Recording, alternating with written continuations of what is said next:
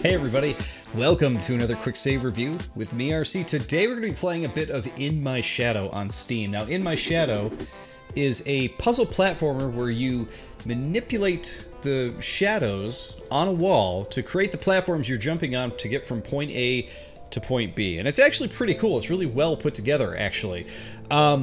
I was surprised by that too, because this looked cool, conceptually looked cool, but I was like, is it gonna work? And yeah, it works really, really well.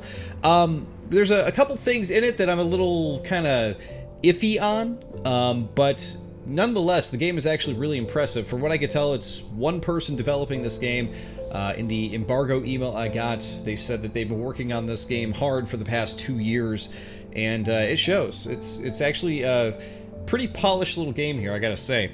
But here, let's jump into it, see where I left off. One of my favorite things about the game is that when it loads up here, you actually come up to this house and just...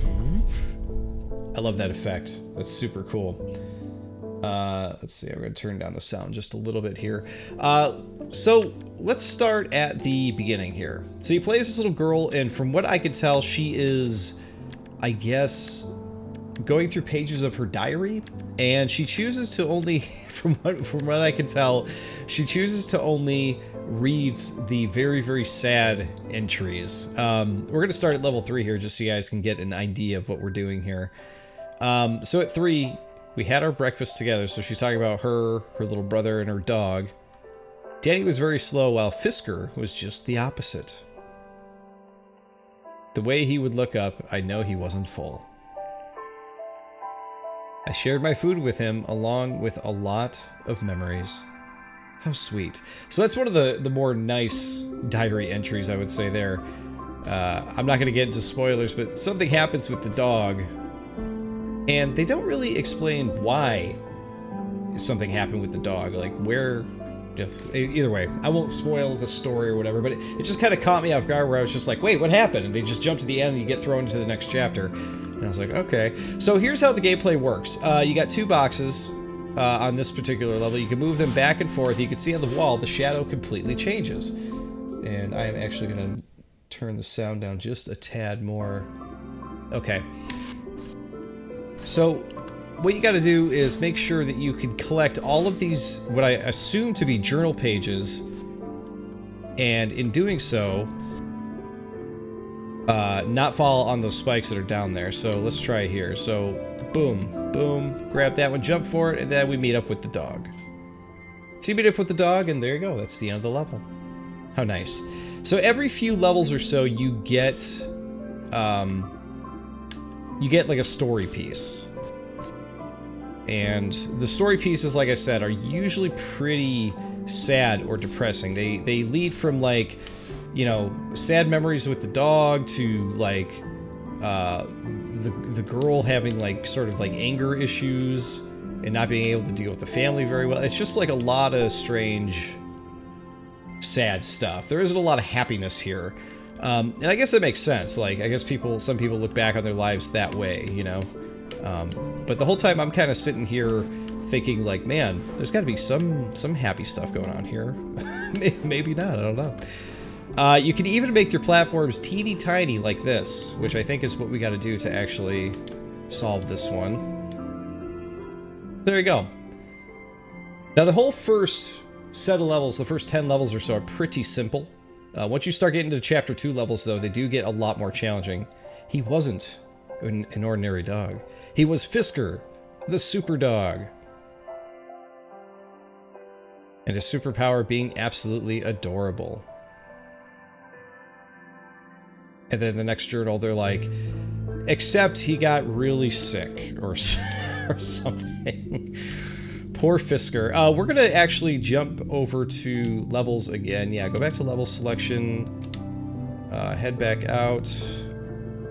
You can see the cool house animation here. We'll jump into chapter 2.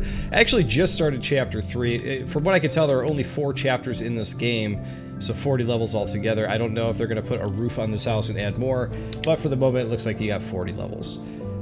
Let's actually jump back here. Let's go to the start of this chapter. This is where they kind of talk about the girl's anger management issues.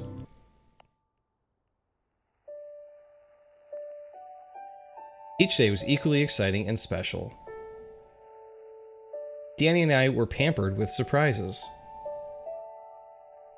So much that we did not need anyone except each other.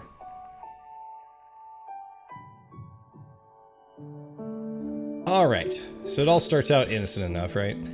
Okay, so we have, in this one, just one table, of which we cannot rotate, so we just need to find, like, the perfect spot to put this, which maybe is here, so you can grab that page. Oh, we can't quite make it. Okay, so we gotta go back in. So this is how the game is gonna be played. You're gonna be doing a lot of trial and error on some of these. See, like, I couldn't quite get to that one. So we'll move the table closer. And by trial and error, like, this level is super simple. Like, there's nothing to this one. But once you get to the levels where there's, like, 3 sets of spikes and there's a buzzsaw, like, going back and forth, and there's all kinds of crazy stuff. Like, this one already, you can tell, is a little bit more tough. They try to trick you, too, by putting certain items in the wrong spot. So we'll start with a chair here. And then... yeah, we'll start with that there, see if that works, and switch over. Try to make that as big as we can. Oh, but we can't quite make that jump, so we'll head back. Let's try this one. Oh, still can't make it. How about now? There we go. Make that jump, there we go. I'm actually making a lot of these look easy, unfortunately. Let's actually, let's jump out and see if I can get to a really tough one here that I can't solve.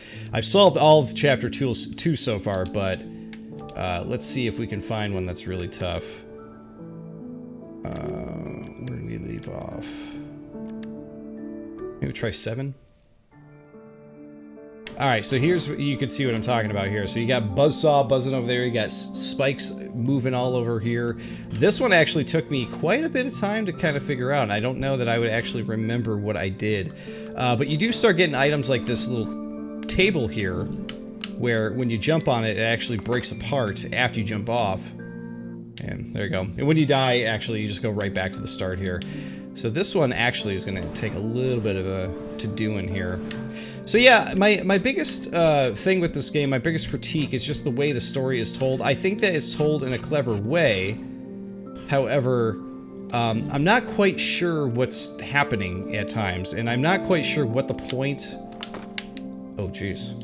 What the point of the story is. Like, I don't know, and I assume maybe by the time you finish it, there's a point to it. Like, maybe it all comes together. That I don't really know.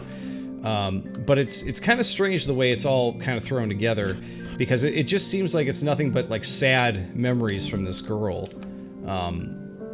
which to me usually, like, I have a long day, you know, of work or whatever, and I come to play games, and I'm like, I want to play something fun, and the gameplay for this is a lot of fun, but the story itself really bums me out, and that's all I can say. Here we go, here's a piece of it. It was just a game. But something turned it into more than just a loss. It was my ego, or it was my insecurity. And there you go. Now, the final piece of that is, you know, she kind of talks about how with her family, she just has a really hard time dealing with her anger and that kind of stuff. Which is fine, you know, a lot of us do. It's pretty normal, right? But like I said, what this game has is just, in my opinion, just a very depressing feel to it. So it's very serious for a game, in my opinion, that could have been a little bit more fun. It could have had like little droplets of sadness in there, you know, sprinkled in. There is no enjoyable story without a little bit of turmoil in there, right?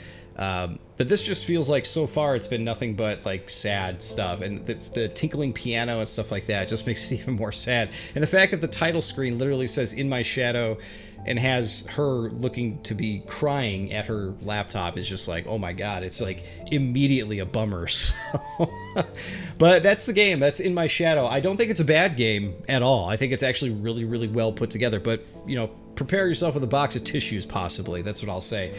But guys, I just want to say thanks for watching, and of course, I'll see you all next time.